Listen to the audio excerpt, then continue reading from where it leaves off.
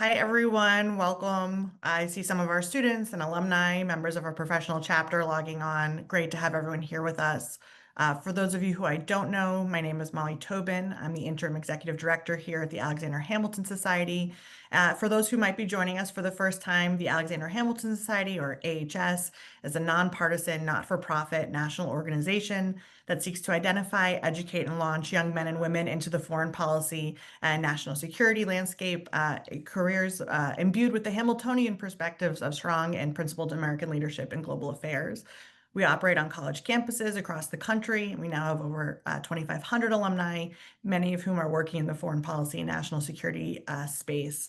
If you're interested in learning more about what we do and to get involved, please do visit our website, alexanderhamiltonsociety.org, and we love to connect with you.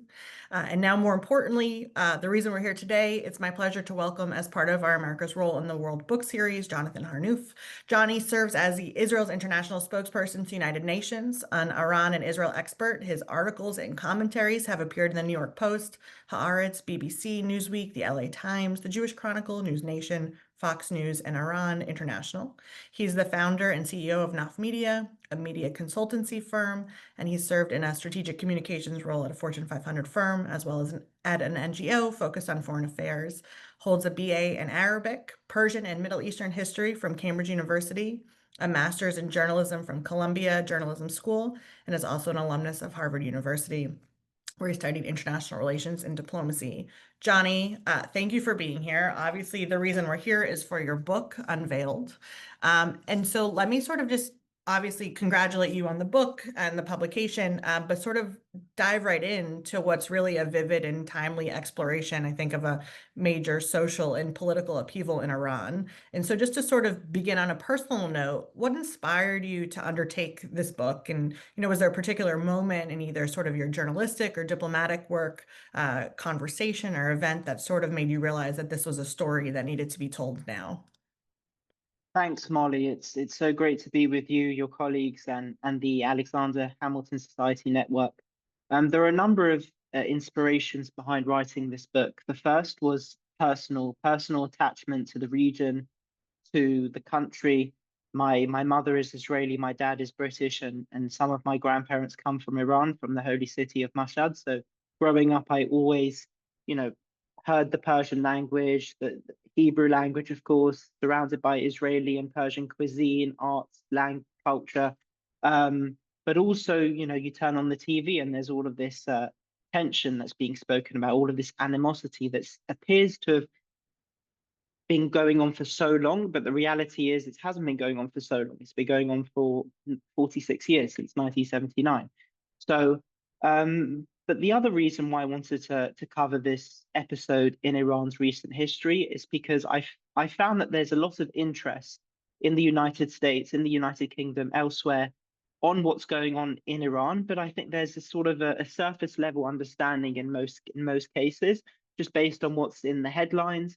And the reality is, in the headlines, you see plenty of news items about Iran's nuclear weapons program, what the Islamic Republic specifically is doing, its proxy force, its proxy network, with Hezbollah, Hamas, and so on and so forth. But you don't see an awful lot of journalistic work about what's going on inside Iran with the people of Iran. And I had the opportunity to speak to a lot of Iranians inside Iran and in the diaspora about their experiences under the regime. And the book coincided with this extraordinary episode that took place at the end of 2022, September 2022, when a young 22-year-old Kurdish-Iranian woman, Mahsa Jina Amini, was murdered after being accused of not wearing her headscarf appropriately. She was visiting Tehran with her relatives from the predominantly Kurdish city of Saqqez, and she was stopped, like thousands of other Iranian women had been before her. She was stopped by the morality police, and she was taken to what's euphemistically called a re-education center, where she was beaten to a pulp. She fell into a coma, and 3 days later, on September the 16th, 2022, she died. And her death really created this massive wave of outrage inside Iran, followed by sort of an international reverberation. and you saw all of these solidarity vigils, women cutting their hair in solidarity and protest.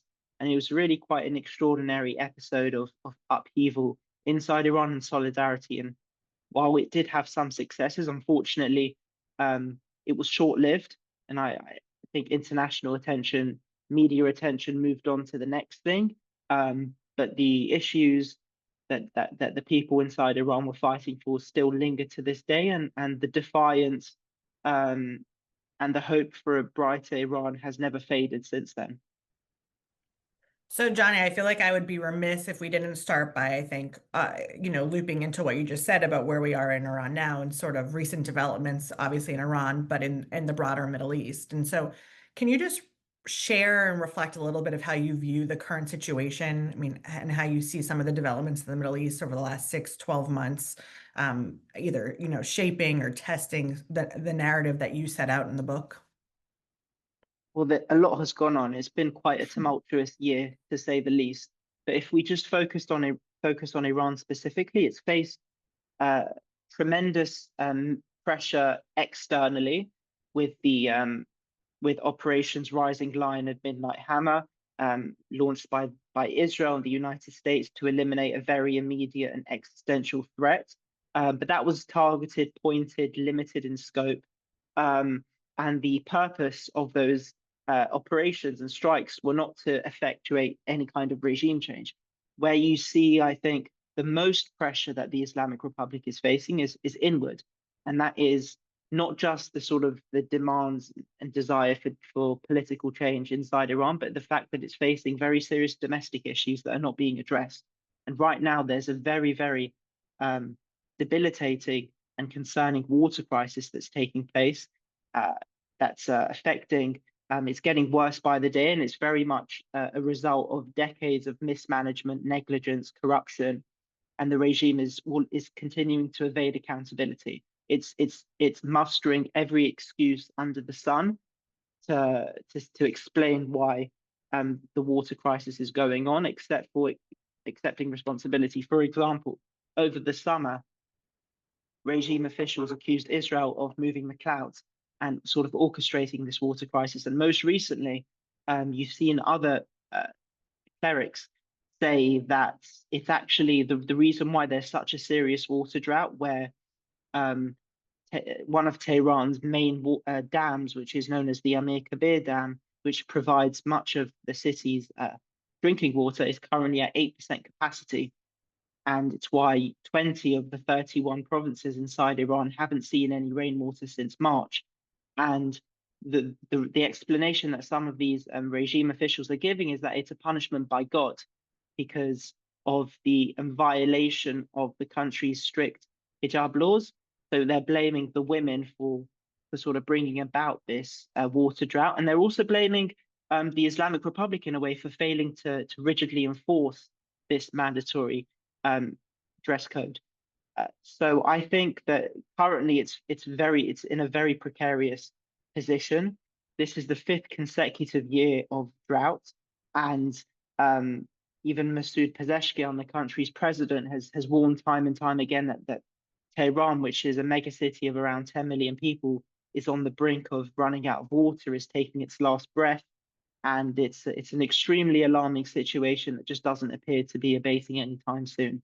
So if I were to characterize the current situation, it's not just sort of the external pressure that the Islamic Republic is facing, whether we're talking about what's happening in the United Nations, where I am now, and the reimposition or the snapping back of the sanctions that we saw a month or so ago, but it's really the sort of domestic situation that's being overlooked in the mainstream media that's really very serious.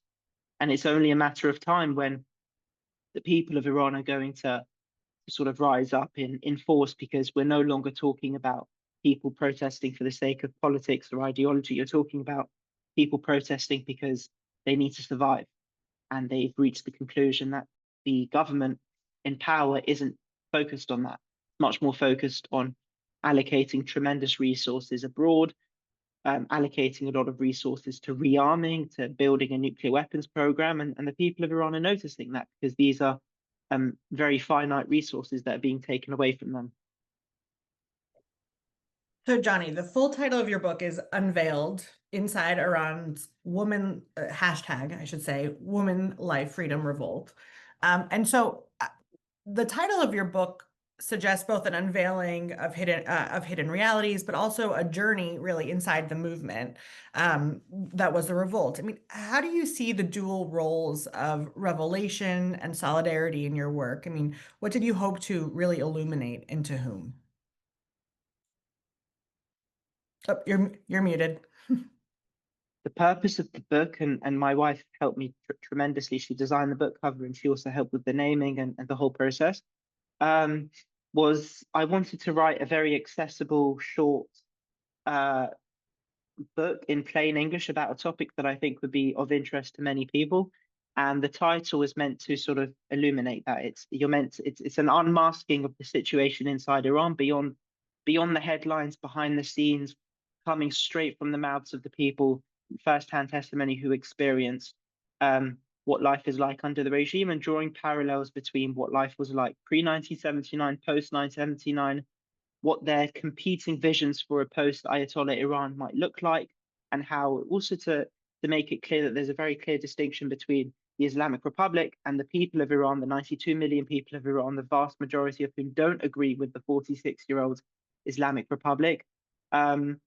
So the purpose of the book was to illuminate all of these things and to sort of reset some misconceptions that I think a bit become entrenched.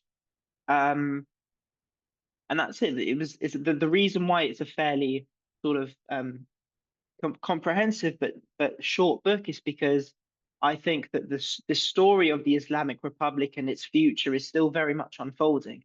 And I didn't want to write something extremely lengthy or perhaps even off-putting because the story is still being developed and perhaps there'll be a subsequent book that addresses that next episode.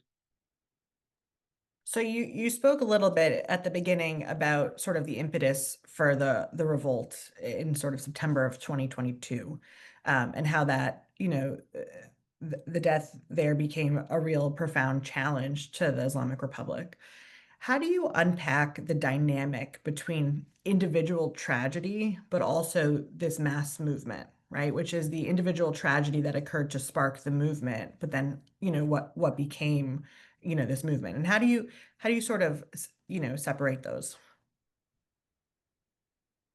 Um, the thing that I think was very unique about the Women Life Freedom uprising was just how uh, just the scale to which the people mobilized inside Iran. And that was, I think, a very striking parallel with what you saw in 1979.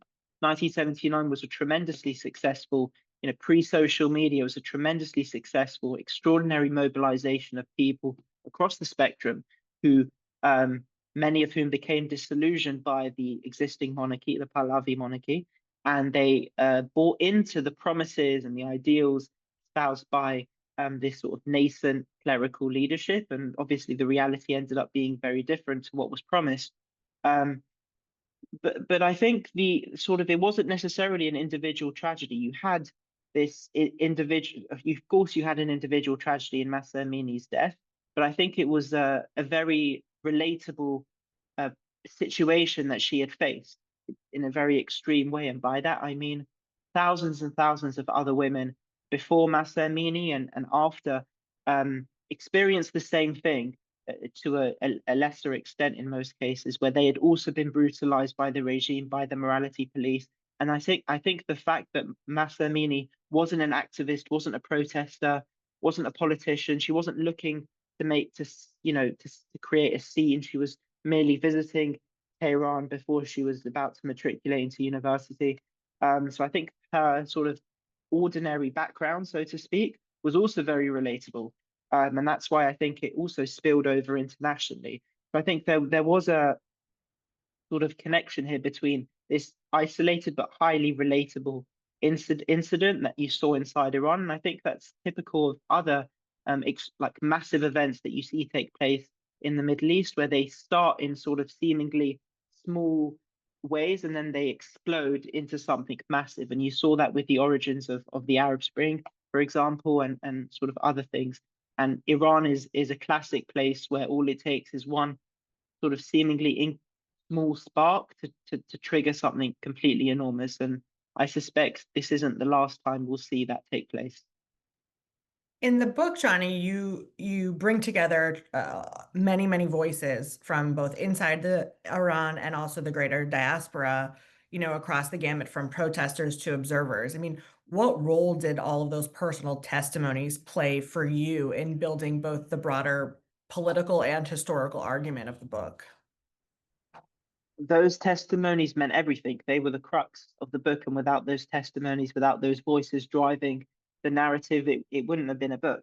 Um, I had the privilege to speak to people, of all backgrounds, whether it's religious, ethnic, professional, who in their own sort of way experienced um, truly horrific things. And their sort of story really spoke of the heroism and the defiance that has been exhibited by so many Iranians since then and before then as well. For example, a mother of twins who was attending a peaceful protest and was shot in the eye intentionally by regime forces and had to receive critical care abroad and has since then been very outspoken in an extraordinary way. Another example is an Iranian American currently living on the West Coast whose father was kidnapped by the Islamic Republic while on a business trip. He was stopping in Dubai and he was kidnapped by regime-linked forces. His name's Jimmy Sharmad, and you may have seen him in the news. And his daughter's become a good friend of mine because of just how powerful her story is and developed that relationship for a while. And her father was held on death row for around 4 years and unfortunately was executed last October. And since then, she had been in a very intense battle just to retrieve her father's dismembered remains. And she'd been pressuring the governments where she has an affiliation, whether it's the United States, Germany, to help. And her story really highlighted the power of individuals in helping highlight her plight, her story. And just 2 weeks ago, I believe he was finally brought home to lay to rest in California, and he held a very powerful vigil funeral. And there were so many other stories of not just women, female bravery, but also men who've experienced tremendous hardship under the Islamic Republic. A champion wrestler who qualified for the Olympics in Sydney, who was a Kurdish by origin like Mahsa Amini, but was prevented from taking part in the Olympics purely because of his identity, and has since then sort of he escaped Iran and has since then been targeted and oppressed in various ways, but has been using his platform to do a lot of excellent work. So these individual stories were everything for the book, and I'm very appreciative of them giving their time and their insights to help truly tell what I think is a very fascinating story. Now, Johnny, obviously, one of the things you explore all these individual stories throughout the book, but you also sort of come out to Zoom about, what it says about Iran's stability, or I guess you'd say fragility, in the near term. And one of the questions that you raise in the book is what happens when the most visible challenge to a regime comes from its own people rather than from external actors?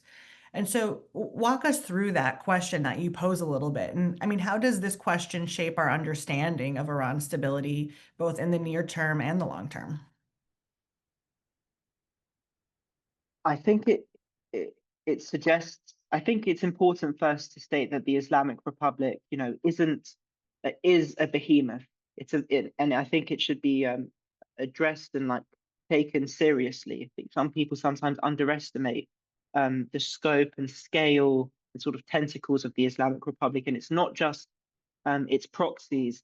It's also its cells that exist elsewhere in places where you wouldn't expect, and we continue to see breaking news items of certain attacks, whether they're anti-Semitic attacks or stabbings or whatever, that have clearly linked the Islamic Republic. Whether it was a synagogue attack in Australia, an attempted assassination of a journalist and activist in Brooklyn, in London, assassination attempts of newscasters and broadcasters.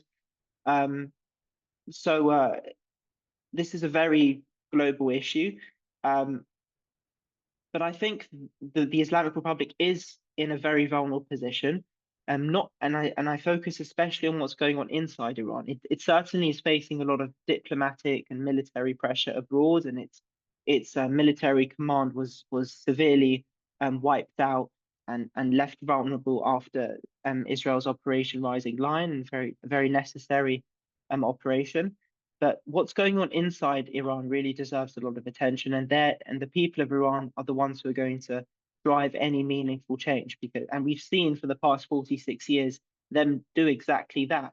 Even though the Islamic Republic is still persisting to this day, and it's very resilient because of how sort of unfiltered and unrestricted it is in its oppression and arrests and executions of its own people. But it still remains unstable. You saw the people of Iran protest in 2009 with the Green Revolution. You saw people of Iran protest in 2017, 18, and 19, mostly over economic challenges, the price of fuel, and so on and so forth. You saw them protest, of course, in 2022, 2023, and right before the outbreak of the 12-day war, you saw massive nationwide trucker protest that was extremely debilitating, and had that metastasized, had the war not actually broken out, it could have become something very, very significant and brought severely impacted the country's economy.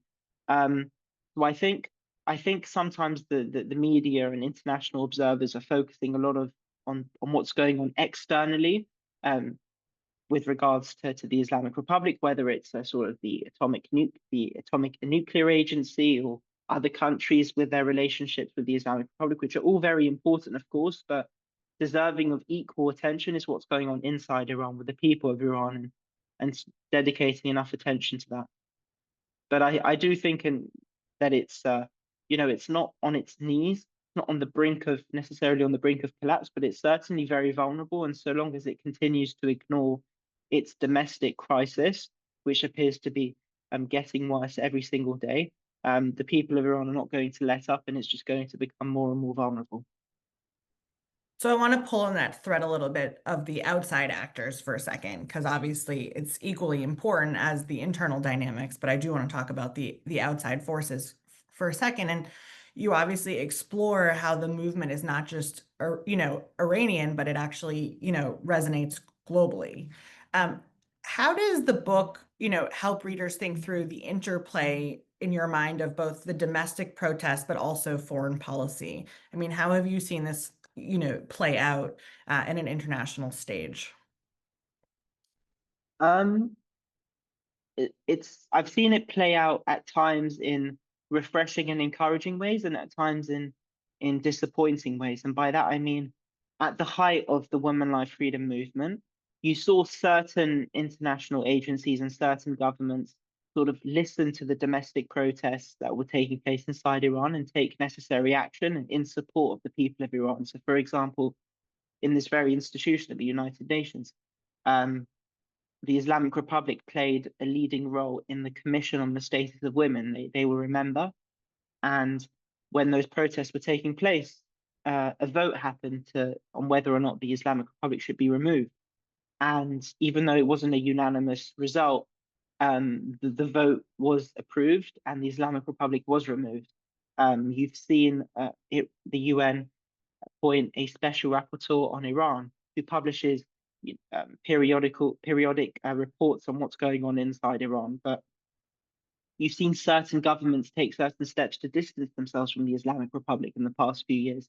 But unfortunately, I think the reality is that there isn't always a sort of parallel between the scale of the protests domestically and a foreign policy following that. And I think that's sort of unfortunate, because while the people of Iran are not demanding or requesting boots on the ground or any kind of sort of intervention that way, the best kind of support that they are looking for, based on my conversations with them and based on many of their public statements, is that they don't want these Western governments, these authority figures, to be sort of aiding and emboldening the Islamic Republic. And sometimes you see that. And also sometimes you see a failure to sort of implement diplomatic and economic pressure tools at their disposal to pressure the Islamic Republic. So I think sometimes you see a consistency with those two, the domestic and the foreign policy, and sometimes you don't. So Johnny, let's go back, sort of back inside the revolt, if you will. Well, you've talked before about one of the striking features of this specific revolt being the central role of women, and particularly in a society often portrayed as male-dominated and in a lot of ways silenced. How do you see, from your research and from the book and just from your professional experience, I mean, how do you see gender and agency resistance all intertwined in this specific case? And what sort of misconceptions do you think need to be dispelled or that you're hoping to dispel through this book?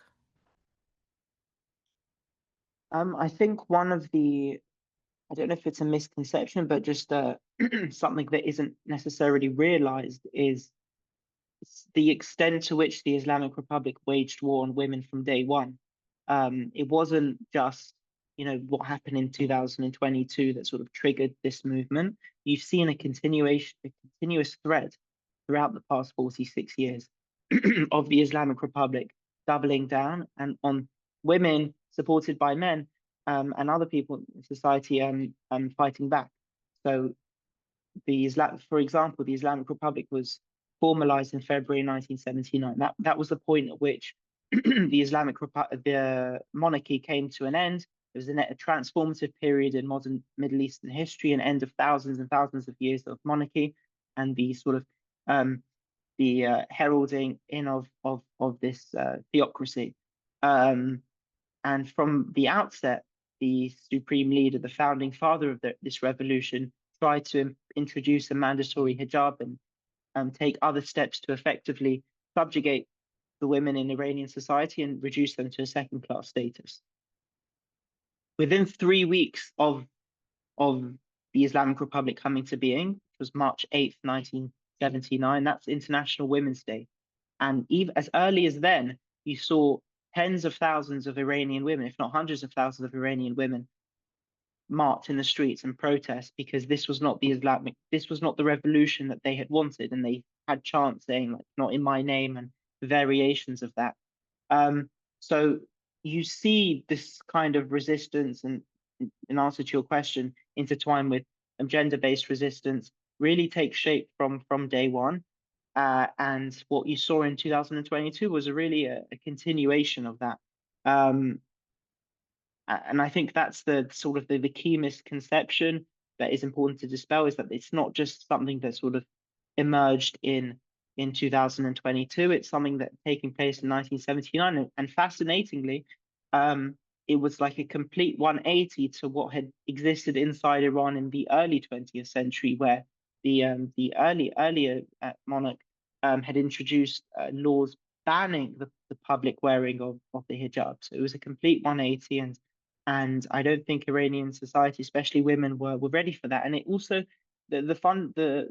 it all boils down to not necessarily a rejection of religion, of Islam, the hijab, I think it boiled down to, for a lot of these people, to not having the freedom to choose, and they wanted that. And I think the best evidence of that is that during the protest movement in 2022 and 2023, you saw many Iranian women who did have their hair covered taking part in these protests.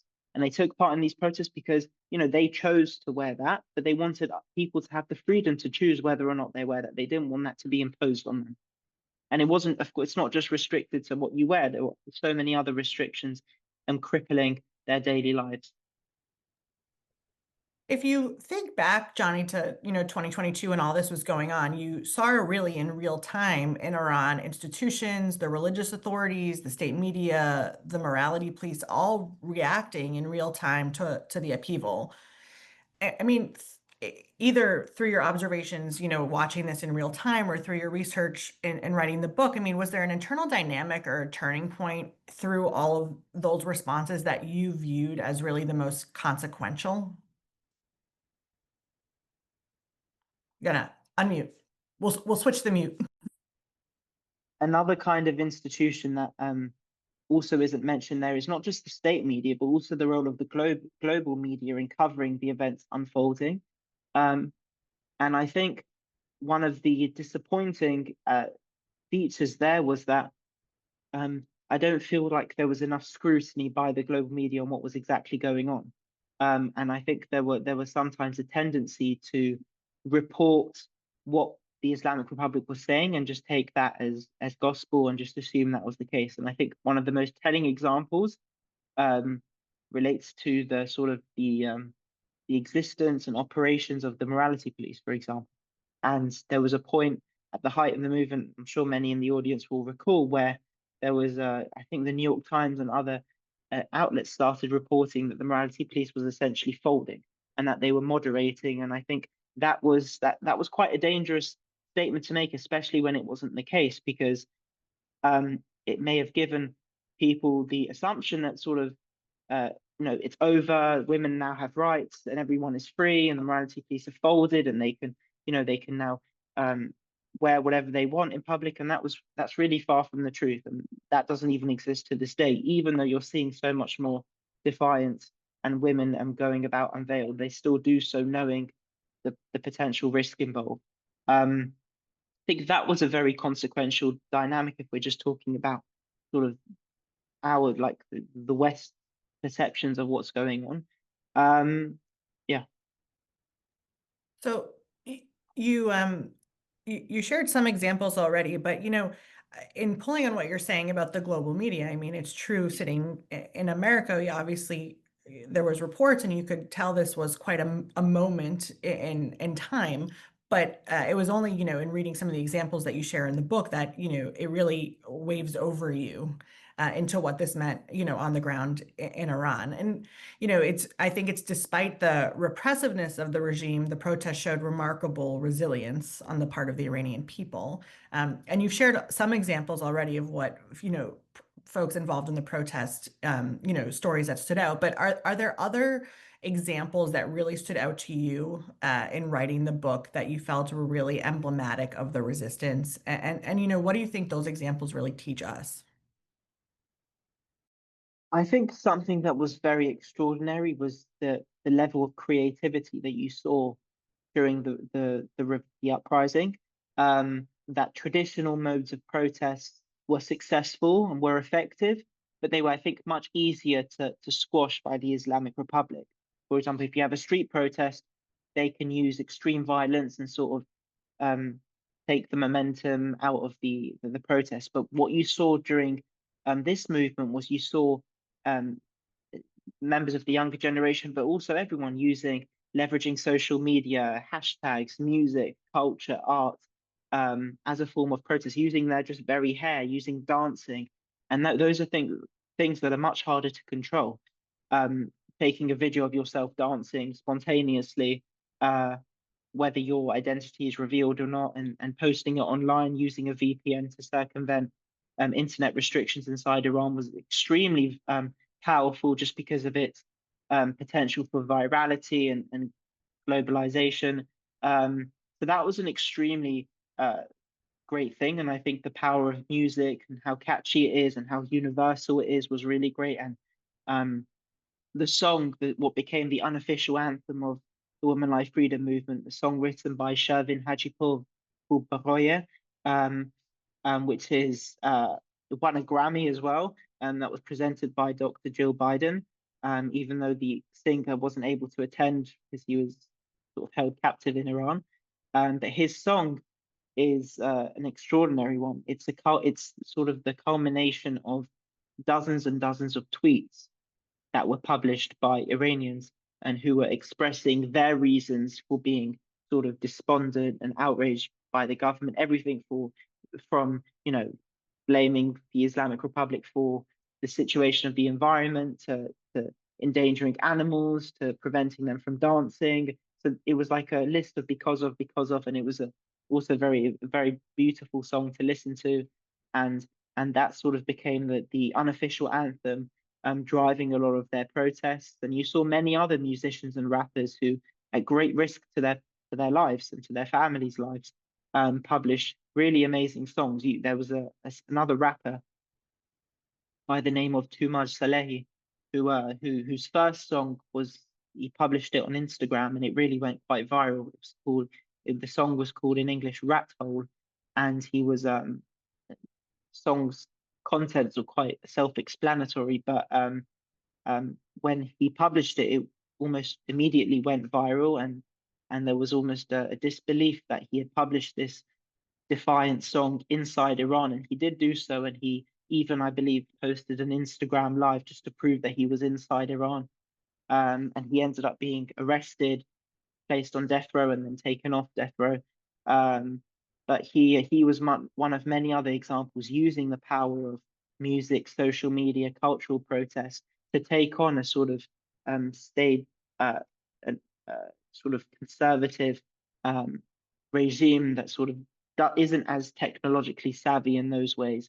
So you saw a sort of clashing of civilizations in this case, which was really quite extraordinary to see. I just want to pop in to let people know if they do have questions to feel free to put them in the chat, and I'll ask you. I'm going to ask you another couple, and then we'll get to some audience questions before we hit the top of the hour. But Johnny, I'm not going to let you off the hook in the sense of you bring multiple perspectives, right? You have a journalistic perspective. You work for a diplomatic mission. You are living in a country of which you were not born, and so I think you approach this through multiple lenses and angles. And so what do you view through all those various lenses as sort of the biggest misunderstanding or oversight? And I think how the Western public or different Western publics perceive Iran and its internal dissent. I mean, how did you try to view that and correct it almost or supplement the perspective through the book? And through your current role or your previous roles, how do you view those misconceptions? I think sometimes there's a misconception that that the people of Iran are not rising up and are not protesting, and like there's a sort of curiosity around why, if your government is so brutal and terrible, why aren't the people rising up? And the reality is they have done so time and time again, but it's no simple task. The Islamic Republic itself came about as a result of a revolution, and ever since then it's sort of become acquainted and sort of an expert at how to sort of bring about a revolution, but also how to stamp one potentially out. And even though there have been wave after wave of protest, the Islamic Republic has used unrelenting brutality and executions of people of all ages and backgrounds to snuff out any kind of potential uprising. So I think what this book tries to do, and books of many other extraordinary authors who spotlight these issues, is that the resilience of Iranian society and their determination for change is an open view, and it takes time. And I think another sort of perhaps contradictory misconception is that it hasn't also been that long, even though the Islamic Republic seems to, it's so prolific, it's dominating the news whenever we're talking about its nuclear program, and it seems to be ever present and have been around all the time. But the reality is it's only 46 years old. Compare that to the sort of thousands and thousands and thousands of years of Persian civilization. It's sort of a tiny speck in the grand scheme of Iranian history, Persian history. And so I think that's another thing that's really important to highlight, that its history is very long, and the potential for change, of course, still exists. But at the same time, it's going to take a tremendous amount, I think, of internal mass mobilization, supplemented by international support in various ways to sort of bring about any meaningful change. And just because prior attempts to bring about change were unsuccessful, it doesn't mean that future ones won't be. So I want to pull on that and go a little deeper on that, because in the conclusion of the book, you really hinted this idea that this moment might be less about the singular event and more about an actual generational shift. So what would you like your readers to actually carry forward about the significance of, I guess, what comes next rather than just what happened?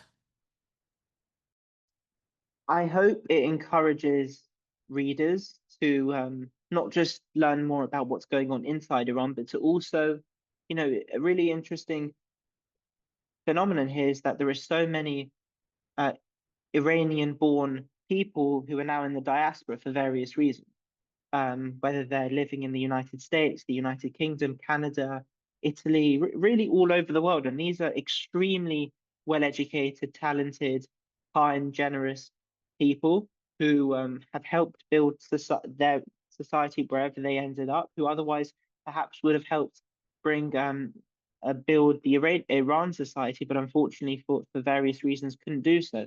So I would hope that this book encourages them to speak to those people and to learn more about sort of their experiences, and I think that the Iranians in the diaspora also play a very key role. They're sort of the connecting tissue between the the Iranians inside Iran and the people in the West who have an interest, a concern, a sympathy for what's going on inside Iran, but may not have a direct connection. I think the Iranian people who ended up being scattered worldwide are really playing a very important role, just given their intense attachment to what's going on in the situation and also their connection abroad.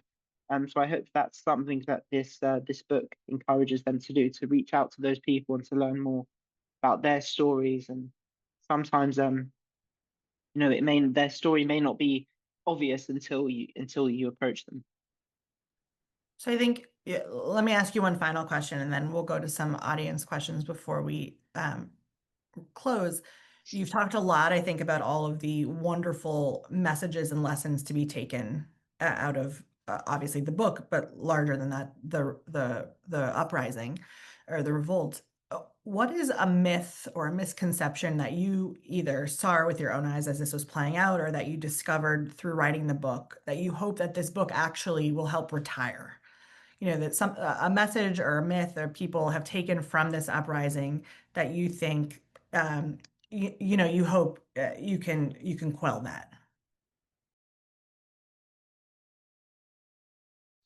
Um, it's tangentially related to the topics, and I'm only citing this because the other ones that I had in mind we've already discussed about not being a rejection of religion and freedom of choice and things like that. But I think one thing the book highlights, apart from drawing a distinction between the people of Iran and the Islamic Republic, and which is why, for example, many people who are critical of the regime describe the Islamic Republic as the Islamic Republic in Iran as opposed to of Iran, and it's why they're very sensitive when people say that the IRGC, for example, stands for the Iranian Revolutionary Guard Corps, when it really stands for the Islamic Revolutionary Guard Corps, because in their eyes, they don't see anything Iranian in what the regime is doing.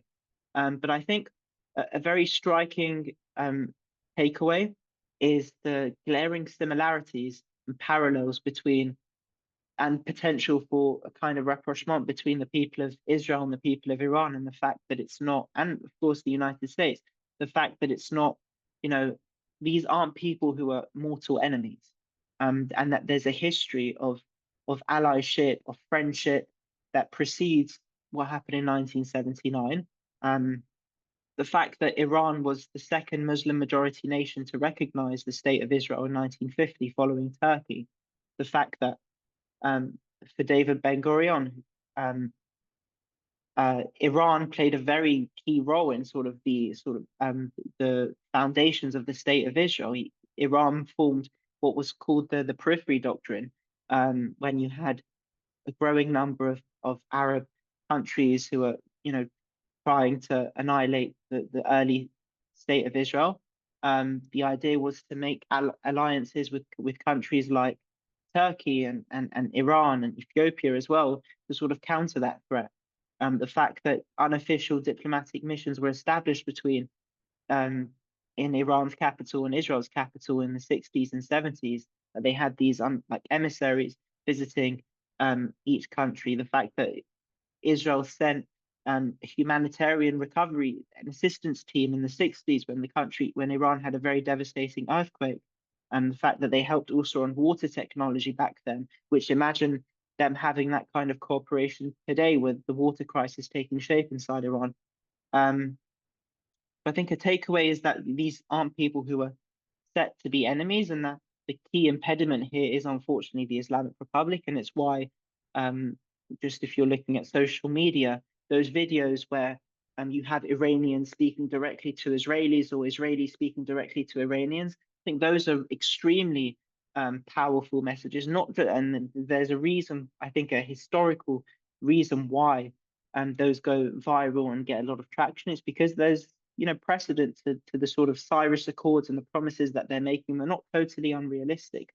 That kind of relationship has existed before, and there's of course a desire to rekindle that as well on both sides. Yeah, it's a hugely important point, and I think why you hear so many times, governments saying they're taking issue, or even people saying they're taking issue with the regime and not the people of Iran. Let's hop over to a couple of audience questions, which I think are going to take us a little more into geopolitics before we wrap. So the first question for you, Johnny, is now that the war in Gaza seems to be over, do you think that international attention will move away from Iran and that they'll face less pressure than they seemingly did in the last couple of years? And how do you think the U.S. government or even other Western governments keeps the pressure on? So the question was, if now that the war in Gaza has subsided, if there'll be less focus on Iran or less focus on Israel? On Iran, I think Okay. the root of the question being obviously Iran being the axis behind Hamas there. Uh, I don't think so, because I think there's still a recognition that the Islamic Republic poses a threat, even though its nuclear capabilities have been scaled back. The desire, I think, unfortunately, by the regime to destroy the state of Israel still exists. And it's a massive, this is a massive country with a lot of resources. You can fit approximately 80 Israels in Iran. Um, and I think there's a recognition by Israel and, of course, the United States that the Islamic Republic still has that desire, still poses a threat. So I don't think that attention will completely go. And I think that there's still a desire by the Islamic Republic to fund these proxies, which is why you saw recent reports that in 2025 alone, the Islamic Republic funneled north of $1 billion to Hezbollah. There's still that desire here, and think it's going to warrant attention still because that hasn't gone away. Another question about the Ayatollah, who is getting older and not younger. What are your thoughts on a succession plan for him? And do you think there's positioning that the US and Israel should be doing while he's still alive? Um, so that's not the Islamic Republic has a succession plan organized, and it's no surprise that the second supreme leader in the Islamic Republic's history is aging, has had a history of being unwell, and they've taken necessary steps to prepare for that inevitability. And one person who was sort of billed as a potential successor was the previous president, Ibrahim Raisi, which was why when he died in the helicopter crash in May of 2024, it was a serious issue, not just because he was president, but because of his potential role as successor to the supreme leader. And with this current supreme leader having followed a similar path where he was also president before, there have been other talks of who else might succeed the supreme leader, such as the supreme leader's current son, Mojtaba, who currently sort of manages the sort of office in the inner circle and does a few other things, but not clear whether or not he would end up taking that role, because then that could sort of lead to accusations of monarchy and hereditary rule, which is the exact kind of rule that the Islamic Republic got rid of. So there are other close advisors who are also in the mix. But the United States and Israel are, of course, paying close attention, as is the rest of the world. And I don't think the supreme leader's eventual death is going to sort of mark the end of the Islamic Republic, because he's, as of course, aging, and there are other people here in the mix who are very much running the show. Especially saw reports of the supreme leader being in a bunker for most of this year, especially during the conflict. So there are other people very much serving as the engine, including the IRGC force and the clerical leadership, who are also hell-bent and very ideologically committed to Israel's destruction. So let me end on one final question, which is sort of about the Gulf states as it pertains. to Iran. And obviously, you saw just last week President Trump announcing another country joining the Abraham Accords. How much, do you think this juxtaposition between the Gulf states and Iran and Iranian relations with other Middle Eastern, North African countries has sort of influenced sort of the Gulf states, perception of Iran as a threat? I think there was before October 7th and in maybe the month or so after October 7th, the Islamic Republic was, in a fairly good position. It appeared to be quite strong. Its ring of fire encircling Israel in the form of those proxies were fairly intact. And Israel, faced its greatest tragedy in its history, and it all essentially came from the Islamic Republic and its proxy. So it was in a position of strength, and that was also a time at which you saw the Islamic Republic, either then or right before, sort of making different alliances with different countries. But now that the Islamic Republic has been severely weakened, but it's definitely not on its knees. You're seeing, I think, other countries, especially in the Gulf, come to the recognition that if they want to, be prosperous, provide for their people, play a central role in the way the Middle East shapes out and the globe, that it's in their interest to make peace, to get to improve the relationship with Israel, and that's why you're seeing a greater push for the expansion of the Abraham Accords. It's not, it's mutually beneficial, and I think having a policy that's geared more towards peace building, a mutual trade collaboration, all other kinds of collaboration is always favorable than one that's sort of grounded in conflict and perpetual war. Well, Johnny, I guess that's a somewhat uplifting note, right? Looking ahead to more peace. So we'll end there. Johnny, thank you so much for being with us. Congratulations on the book. Of course, encourage everybody to pick it up on Amazon or wherever you buy your books. And Johnny, thanks for joining us, and of course, taking the time to write such an impactful and meaningful book, I think, to so many people. And what is a really accessible and meaningful read. So thank you. And thank you to everyone for joining us. Thanks so much, Molly. Take care.